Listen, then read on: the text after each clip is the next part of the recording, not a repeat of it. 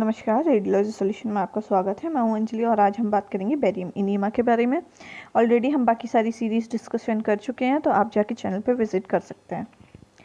देखिए क्या होता है, जब आप लार्ज इंटेस्टाइन की स्टडी करते हैं तब उस कंडीशन को बोलते हैं बेरियम इनीमा, मतलब उस प्रोसीजर को बोलते हैं बेरियम इनीमा। इसका जो कंट्रास्ट एडमिनिस्ट्रेशन होता है बाकियों से अलग होता है, क्योंकि हम इसमें जो कंट्रास्ट देते हैं वो हम रेक्टम के थ्रू देते हैं। प्रोसीजर करने से पहले आपको कुछ भी चीज़ें ध्यान में रखनी होती है, जिसे हम प्रिपरेशन ऑफ पेशेंट में इंक्लूड करते हैं। जैसे कि पेशेंट को एग्जामिनेशन से 2 दिन पहले क्या करना होता है, हल्का खाना खाना होता है। फिर उसके बाद आपका बहुत ज़्यादा पानी पीने के लिए इंस्ट्रक्शन दिए जाते हैं पेशेंट को। फिर उसके बाद आपका जो मतलब जिसमें आयरन कंटेनिंग मेडिकेशन होता है, जिसमें आयरन है, वो मेडिसिन क्या करा दी जाती हैं, आपकी बंद करा दी जाती हैं 2 दिन पहले ही। क्योंकि ये क्या होता है, आपका स्टूल पास करने में थोड़ा दिक्कत देती है, क्योंकि ये जो आपके स्टूल्स हैं वो एडहेयर हो जाते हैं म्यूकोजा से अगर कोई आयरन कंटेनिंग मेडिकेशंस लेता रहता है तो 2 दिन पहले इन मेडिकेशंस को क्या करते हैं, बंद करा दिया जाता है। इसके अलावा अगर और भी कोई मेडिकेशन है, स्मोकिंग, अल्कोहल, ये सब चीज़ें भी बंद करा दी जाती हैं। फिर उसके बाद अब क्योंकि आपको बिल्कुल क्लीन इंटेस्टाइन चाहिए होती है, लार्ज इंटेस्टाइन बिल्कुल क्लीन चाहिए होती है, तो हम उसके लिए कुछ दवाइयों का यूज़ करते हैं। तो अलग अलग दवाइयों का अलग अलग रोल है। जैसे कि लेग्जेटिव्स आपकी क्या होती हैं, वैसी दवाइयाँ होती हैं। ये जितनी भी दवाइयाँ मेंशन है वो आपकी क्या कर रही हैं, स्टूल पास कराने में हेल्प कर रही हैं, लेकिन अलग अलग तरीके से। जैसे कि आपका लेग्जेटिव है सॉलिड मटेरियल्स को रिमूव करने के लिए। कैस्टर ऑयल हम क्या करते हैं, नेचुरल के लिए यूज़ करते हैं। नेचुरल अगर आपको कुछ यूज़ करना है तो कैस्टर ऑयल यूज़ किया। वीज़ाकोडाइल आपका देखो 15 से 20 mg में यूज़ किया। वीज़ाकोडाइल का आपका सबसे अच्छा एग्जांपल है डल्कोलेक्स भी क्या करता है, आपका वोवल को क्लीन करने में हेल्प करता है। मैग्नीशियम सिट्रेट देखो 5 से 10 mg वाली, ये आपकी अर्जेंट पासिंग के लिए होता है। मतलब अगर अर्जेंट पेशेंट प्रिपेयर नहीं हो पाया है बहुत ज़्यादा अच्छे से, तो आप अर्जेंट पासिंग करानी है तो मैग्नीशियम सिट्रेट बेस्ड क्या करेंगे, आप मेडिकेशंस देंगे उसको। मैंने आपको बताया था इसमें जो कंट्रास्ट दिया जाता है वो रेक्टम के थ्रू दिया जाता है। मतलब जहाँ से आप स्टूल पास करते हैं, जहाँ से आप फ्रेश होने जाते हैं, तो जब आपसे जहाँ वहाँ आप एक्सक्रीशन करते हैं उस जगह से आपका पाइप डाला जाता है, एक पतला सा। फिर उसके बाद यहाँ देखो ये पाइप इस तरीके से बेरियम सॉल्यूशन में कनेक्टेड होता है, ठीक है। तो यहाँ से जब बेरियम इनीमा जाएगा तो वो बेरियम इनीमा रेक्टम से होता हुआ जाएगा आपकी पूरी लार्ज इंटेस्टाइन में। अब यहाँ पे कुछ एक डायग्राम दिखाती हूँ मैं आपको, दिखाने के लिए कि आपकी लार्ज इंटेस्टाइन कैसे दिखती है, कैसे कैसे पार्ट्स होते हैं उसके। यहाँ देखिए ये आप इंटेस्टाइन का डायग्राम है। यहाँ ये आपका रेक्टम से होता हुआ सिग्मॉइड कॉलोन में जाएगा, फिर डिसेंडिंग कॉलोन में जाएगा, फिर स्प्लेनिक फ्लेक्सर में जाएगा, जैसे कि आप देख सकते हैं कहाँ कहाँ पे ये चीज़ें हैं। फिर आपका यहाँ ट्रांसवर्स कॉलोन में जाएगा, फिर आपका राइट कॉलिक फ्लेक्सर या फिर हेपेटिक फ्लेक्सर में, और असेंडिंग कॉलोन में, फिर उसके बाद इलियम में, और फिर आपका सीकम, और ये आपका अपेंडिक्स जैसे दिखा रखा है, वर्मीफॉर्म अपेंडिक्स, ठीक है। अब आप इसमें सबसे ज़्यादा इम्पॉर्टेंट चीज़ जो याद रखने की, ये तो पाथवे हो ही गया कि कहाँ से कहाँ जा रहा है, रेक्टम से ये पूरा इधर साइड जाएगा, ठीक है। मतलब आपका लेफ़्ट साइड से राइट साइड में जाएगा, है ना। अब आपको इसमें याद रखने वाली चीज़ क्या है, कौन कौन सी साइड आपकी लेफ़्ट साइड चीज़ें हैं, कौन कौन सी राइट साइड में है, क्योंकि इसके हिसाब से ही आप पोजीशंस डिसाइड करते हैं। जैसे कि आपका रेक्टम है राइट साइड में, फिर सिग्मॉइड कॉलोन है, इसके जो जंक्शन होता है इसको रेक्टो सिग्मॉइड जंक्शन भी बोलते हैं। फिर उसके बाद ये जो आपस में मिल रहे हैं ना, ये पिंक और ये, इसका जो जंक्शन है, ये बाउंड्री जो है उसको बोलते हैं जंक्शन, ठीक है। फिर उसके बाद देखो डिसेंडिंग कॉलोन आपका लेफ्ट साइड में है, ठीक है। स्प्लेनिक फ्लेक्सर आपका लेफ्ट साइड में है, राइट को हेपेटिक फ्लेक्सर आपका राइट साइड में है, ट्रांसवर्स कॉलोन आपका बीच वाला है, ठीक है। फिर असेंडिंग कॉलोन है आपका राइट साइड में, सीकम आपका राइट साइड में है। तो इसी बेसिस पे हम पोजीशंस भी करेंगे पेशेंट की बाद में, ठीक है। तो याद रखिए आप यहाँ पे। फिर उसके बाद अब देखो वीडियो कंटिन्यू करते हैं। ये देखो यहाँ पे जैसे एक एक्सरे दिखा रखा है आपका, जिसमें आपका डाइवर्टिकुलम कंडीशन है। डाइवर्टिकुलम कंडीशन और बाकी सारी कंडीशन क्या होती हैं वो भी मैं बताती हूँ। इसमें एक और चीज़ दे रखी है, मैग्नीशियम और सिट्रेट रेडिकल्स किस में यूज़ होते हैं। देखो ये पेरिस्टल्सिस को इंक्रीज़ करते हैं, मतलब आपका जो वोवल मूवमेंट होता है उसको इंक्रीज़ करते हैं। करते कैसे हैं, लेकिन क्योंकि इसमें ऑस्मोटिक रिटेंशन कर देते हैं, ये एब्जर्व नहीं होते हैं, ये ऑस्मोटिक रिटेंशन कर देते हैं, जिसकी वजह से ये क्या करते हैं, वो जो मूवमेंट होता है ना, जो आपका खाना आगे पास होता है या फिर कोई भी चीज़ आगे पास करते हैं, उस चीज़ को बढ़ा देते हैं, तो पेरिस्टल्सिस मूवमेंट बढ़ाने के लिए ये दिए जाते हैं। ये गट में ऑब्जर्व नहीं होते हैं, आपका कुछ भी ये सब जो बैरियम वगैरह दिया जाता है ये आपके बॉडी में एब्जर्व कभी नहीं होता है, कभी नहीं होगा, इसीलिए तो ये अच्छा होता है। ऑब्जर्व होने लगेगा तो टॉक्सिसिटी क्रिएट करेगी कोई चीज़, ये ऑब्जर्व में सिर्फ कोट करता है उस जगह को ताकि आपका उसमें पैथोलॉजी दिख सके, ठीक है, लेकिन मतलब डाइजेशन में नहीं जाती है वो चीज़, एब्जॉर्प्शन में नहीं जाती है, हमेशा याद रखिए इस बात को। एग्जाम्पल में दे रखा है पाइकोलेक्स, फिर उसके बाद है सिट्रामेग। वॉवल वॉश आपका क्या करना है, 2 घंटे पहले करना है आपको। फिर उसके बाद देखो पास द ट्यूब, जो मैंने अभी ट्यूब दिखाया था आपको, ये ट्यूब आपको कहाँ तक करना है, रेक्टोसिग्मोइड जंक्शन के आगे तक, जो रेक्टम था नीचे छोटा सा, फिर उसके बाद सिग्मोइड शुरू हुआ था, रेक्टोसिग्मोइड जंक्शन के आगे तक ले जाना है। फिर उसके बाद आप क्या करेंगे, धीरे धीरे कॉन्ट्रास्ट देना स्टार्ट करेंगे, ठीक है। कब नहीं करना है आपको पेशेंट प्रिपेयर, जैसे पेशेंट को डायरिया हो रहा है, ऑब्स्ट्रक्शन है, पैरालिटिक इलियस है, पैरालिटिक इलियस देखो कैसे होगा, ये आपका इंटेस्टाइन है, फिर ये बहुत नैरो हो गया, फिर ये बन गया, फिर ये नैरो हो गया बहुत ज़्यादा, तो ये पाउच जैसा बन जाता है ना, ये जब ऑब्स्ट्रक्शन खुद से ही क्रिएट करता है मसल्स वीकनेस की वजह से, तब उसको बोलते हैं पैरालिटिक इलियस, ठीक है, ये इंटेस्टाइन की कंडीशन होती है। फिर उसके बाद जो 8 साल के बच्चे हैं उनमें 8 साल के तक के बच्चे हैं या कम के बच्चे हैं उनमें अवॉइड करते हैं, ठीक है। अब पोजीशंस देखो, मैंने अभी बताया था कहाँ कौन सा लेफ्ट साइड में कौन सा राइट साइड में, उसी हिसाब से हम पोजीशन करेंगे, ठीक है। पेशेंट देखो, सपोज अगर ये है आपकी सुपाइन पोजीशन, देखो पेशेंट आपका ऐसे लेटा हुआ है ना, ये अगर मान लो ये सीधा लेटा है ना, इसकी आंखें सामने है, सीधा चुपचाप लेटा हुआ है, ये आपका सुपाइन पोजीशन है। उल्टा लेट गया, यही चीज़ अगर पेट के बल हो गई है ना, पेट के बल, ये चीज़ आपका आगे वाला हिस्सा नीचे आ गया, पेट के बल लेट गया, तो प्रोन पोजीशन है। अब क्या हो गया, यहाँ पे प्रोन पोजीशन, ये सीधा लेटा था सुपाइन और प्रोन में, लेकिन अब यहाँ पे क्योंकि ऑब्लिक पोजीशन दे रखी है, जब क्या होता है, पेट के बल लेटने के बाद कोई राइट साइड में टच करे कोई चीज़, जैसे कि ऑब्लिक पोजीशंस होती है, आधा आपका बॉडी राइट साइड का टच करे ऊपर, दूसरी साइड का बॉडी थोड़ा सा उठा हुआ रहे एंगल बना के, या लेफ्ट साइड का टच करे दूसरे के साइड का क्या हुआ, एंगल बना के उठा रहे, तो इसको बोलते हैं ऑब्लिक पोजीशन। अब क्योंकि रेक्टम कहाँ पे है आपका, कौन कौन सा हिस्सा, उसमें कंट्रास्ट जाए आराम से, सब जगह पहुंच जाए, इसीलिए ऐसी पोजीशंस बनाई जाती हैं। रेक्टम को देखना है, लेफ्ट लेटरल प्रोन पोजीशन करेंगे। रेक्टोसिग्मोइड को देखना है तो prone right side down position करेंगे, राइट साइड डाउन करेंगे, ठीक है, पोजीशन ऑब्लिक वे में। अगर स्प्लेनिक फ्लेक्चर देखना है तो प्रोन लेफ्ट साइड ऑब्लिक करेंगे, स्प्लेनिक फ्लेक्चर देखना है अगर तो प्रोन लेफ्ट साइड ऑब्लिक करेंगे, ठीक है।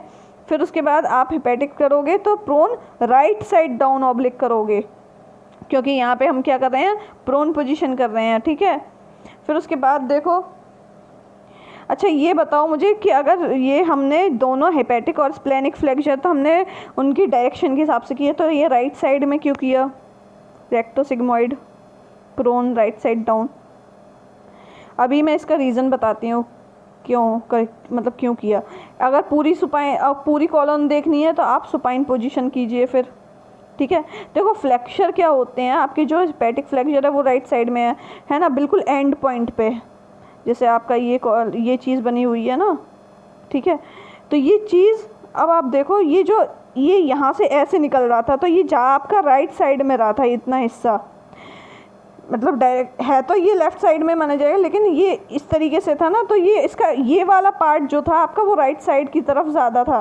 ये हेपेटिक फ्लेक्चर्स जो हैं वो अपनी अपनी सही पोजीशंस पे हैं। तो देखो प्रोन में आप राइट साइड डाउन अगर करोगे, स्प्लेनिक फ्लेक्चर में लेफ़्ट किया, हेपेटिक में राइट किया, तो ये सच में लेफ़्ट है और ये सच में राइट है। लेकिन यहाँ जब आप रेक्टोसिग्मोइड की बात करोगे तो रेक्टोसिग्मोइड में क्या है, ये चीज़ इधर साइड है, तो यहाँ पे इसीलिए राइट साइड डाउन लिखा हुआ है, ठीक है। अब देखो फिर, और पूरा अगर आपको कॉलम लेना है, पूरे इंटेस्टाइन देखनी है, आप सुपाइन पोजीशन कर दो, ठीक है, इस तरीके से। अगर फ्रंटल में करोगे यही चीज़ तो ये लेफ्ट में ही होगा फिर। डबल कॉन्ट्रास्ट एनीमिया, अब देखो यहाँ पे ये था आपका तब पोजीशन, ये पोजीशन तब थी, ये याद रखना हमेशा, सिंगल कॉन्ट्रास्ट और डबल कॉन्ट्रास्ट केस में पोजीशंस चेंज हो जाती हैं, क्योंकि आपका जो फ्लूइड का नेचर होता है और गैस का नेचर होता है दोनों अलग अलग होता है। फिर देखो double contrast study, double contrast क्यों किया, डबल कंट्रास्ट कब करेंगे, कैसे करेंगे। डबल कंट्रास्ट में आपने जैसे ही एक पहला फिल्म लिया, प्रीलिमिनरी फिल्म होता है जो सबसे पहला फिल्म लिया, वो आपको पता चल जाएगा उसमें फीकल मैटर है या नहीं। तो डबल कंट्रास्ट के टाइम पे अगर फीकल मैटर आपको लग रहा है बॉवल में है तो डबल कंट्रास्ट तो आप कैंसिल ही कर दीजिए, उस कंडीशन में कंट्रास्ट नहीं होता है डबल कंट्रास्ट, ठीक है। अगर नहीं है, क्लीन बॉवल है, तो अब आप डबल कंट्रास्ट के लिए प्रोसीड करेंगे, ठीक है। इंडिकेशंस क्या हैं आपके, और ये सब आपको जो आप नॉन कंट्रास्ट प्रोसीजर मतलब फिल्म लेते हो ना, उसी में थोड़ा थोड़ा पता चल जाता है। इंडिकेशंस क्या हैं आपके, इंडिकेशंस मतलब एक तो रूटीन एग्जामिनेशन के लिए परफॉर्म किया जाता है, बहुत कम ऐसा होता है, लेकिन या फिर हाई, जैसे हाई रिस्क पेशेंट हैं, जैसे रेक्टल ब्लीडिंग, जिसको रेक्टल ब्लीडिंग हो रहा है, कार्सिनोमा की हिस्ट्री है। कार्सिनोमा क्या चीज़ होती है, कार्सिनोमा आपका कैंसर, ठीक है, रेक्टम का कैंसर, या फिर रेक्टम का ही नहीं, कार्सिनोमा का तो मतलब सिर्फ कैंसर ही होता है। अब क्योंकि हम यहाँ बैरियम इनीमा की बात कर रहे हैं, इनीमा मतलब रेक्टम रिलेटेड, ठीक है। तो यहाँ पे क्या हो गया, कार्सिनोमा हो सकता है आपके हिस्ट्री हो, या पॉलिप्स हो, पॉलिप्स मतलब जैसे आपके फोड़े हो जाते हैं ना अंदर, इस तरीके से आपके गांठ हो गई हो, या फिर आपका कोलोरेक्टल कैंसर की फैमिली में हिस्ट्री हो, मतलब ये रेक्टल साइड की कैंसर की हिस्ट्री हो, या पॉलीपोसिस हो, ये सारी चीज़ें अगर होती हैं तो किया जाता है। ये हाई रिस्क पेशेंट होते हैं। या फिर साइनसेस बन गए हैं, फिस्टुला बन गए हैं। फिस्टुला मैंने बताया था जब दो ऑर्गन्स क्या करते हैं जिनकी कोई कनेक्शन नहीं होना चाहिए, वो भी आपस में कनेक्शन करके ऑब्स्ट्रक्शन कर देते हैं, ये बाउंड्री क्रिएट कर देते हैं, उस चीज़ को बोलते हैं फिस्टुला। देन फिर उसके बाद है मतलब नया पाथवे क्रिएट कर देंगे, नई कनेक्शंस क्रिएट कर देंगे, ठीक है। फिर उसके बाद है आपका सेवरल डाइवर्टिकुलोसिस, पॉलिप्सिस एंड डायरिया। ये भी मैंने बताया था वॉवल की कंडीशन होती है, ठीक है, अलग अलग। ये मैंने प्रीवियस वीडियो में भी अपने एक्सप्लेन कर रखा है, ठीक है, विद डायग्राम। फिर उसके बाद डायरिया वाली कंडीशन है तो नहीं करेंगे, ऑब्स्ट्रक्शन है तो नहीं करेंगे, और फिर उसके बाद इंटरसेप्शन है, इसकी भी मैं इमेज दिखाती हूँ कैसे होता है। फिर उसके बाद देखो कॉन्ट्रा इंडिकेशन क्या है, किस कंडीशन में नहीं करेंगे। मैंने कॉन्ट्रा इंडिकेशन में बायोप्सी कल समझाई थी, है ना, जब फॉलो थ्रू पढ़ाया था। बायोप्सी क्या होता है, जब नीडल डाल के क्या करते हैं, टिश्यू एक्सट्रैक्ट करते हैं, ये देखने के लिए कि कोई उसमें कमी है या नहीं, कि जैसे गांठ वाट बन जाती है तो डाल के देखते हैं उसमें, तो कोई बॉडी में से मांस निकाला गया है बायोप्सी के थ्रू, या आपका हुआ है ये एस्पिरेशन का केस तो नहीं करेंगे, बायोप्सी के केस में नहीं करेंगे। फिर उसके बाद है आपका पेरिटोनिटिस के केस में नहीं करेंगे। बैरियम सस्पेंशन से एलर्जी है, अगर बैरियम सस्पेंशन से ही एलर्जी है तो भी नहीं करेंगे। फिर तो एलर्जी है तो ऑलरेडी अगर उसने कराया है और उसको एलर्जी हुई थी तो भी नहीं करेंगे। फिर उसके बाद देखो आप प्रोसीजर में कैसे कैसे प्रोसीजर जब करेंगे तो किसकी बातों का ध्यान रखेंगे। प्रोसीजर करते टाइम आपको जो बैरियम इसमें देना है, ये WV का मतलब मैंने कल भी बताया था, वेट वाई वॉल्यूम, अलग अलग वेट वाई वॉल्यूम के हिसाब से परसेंटेज में क्या आते हैं, अलग अलग बैरियम के सस्पेंशन होते हैं जिसको हम अलग अलग कंडीशन में यूज़ करते हैं। बैरियम हम जब इनीमा कर रहे हैं तो हम 75 से 95 तक का सस्पेंशन यूज़ कर सकते हैं। पेशेंट आप जब प्रोन पोजीशन में लिटाएंगे लेफ़्ट साइड डाउन ऑब्लिक में, तब आप क्या करेंगे, बैरियम सस्पेंशन जब आपने दिया तो आप उसको स्प्लेनिक फ्लेक्चर तक क्या होने देंगे, फ्लो होने देंगे। फिर उसके बाद आप क्या करेंगे, इंट्रोड्यूस करेंगे एयर, उसमें एयर प्रोन पोजीशन में ही इंट्रोड्यूस करेंगे। फिर उसके बाद अब इसमें ये जो लाइन दे रखी है ये आपको थोड़ा कंफ्यूज कर सकती है कि frontal view of rectum is taken in prone position. ये कैसे, प्रोन पोजीशन में रेक्टम का फ्रंटल व्यू कैसे आ सकता है, क्योंकि ये जो रेक्टम है ना आपका, इसका जो फ्रंट का पार्ट होता है वो आगे की साइड होता है ना। तो ये जो रेक्टम है तो वो प्रोन पोजीशन में ही दिखता है उसका फ्रंट का पार्ट, तो फ्रंट का पार्ट आपका आप प्रोन पोजीशन में लेंगे। फिर उसके बाद है oblique right side down, the oblique right side down view for the rectosigmoid junction. मैंने बताया था कि रेक्टोसिग्मोइड जंक्शन आपका क्यों हम राइट साइड करेंगे इसके लिए, क्योंकि ये जो आपकी इंटेस्टाइन है ये आपका इधर साइड जा रहा है ना, ये जो जंक्शन वो राइट साइड की तरफ है, ये प्योर लेफ्ट साइड की तरफ नहीं है, ये राइट साइड की तरफ है, ठीक है। फिर उसके बाद है आपका patient is taken in prone position with the right side dependent and air is pumped on the left side. Dependent और कंप्रेशन टेक्निक क्या होती है यहाँ पे, ये मैं बताती हूँ आपको। Once the barium comes into transverse colon turn the patient left side. जैसे ट्रांसवर्स कॉलम में आ जाएगा, फिर उसके बाद आप पेशेंट को लेफ्ट साइड करेंगे।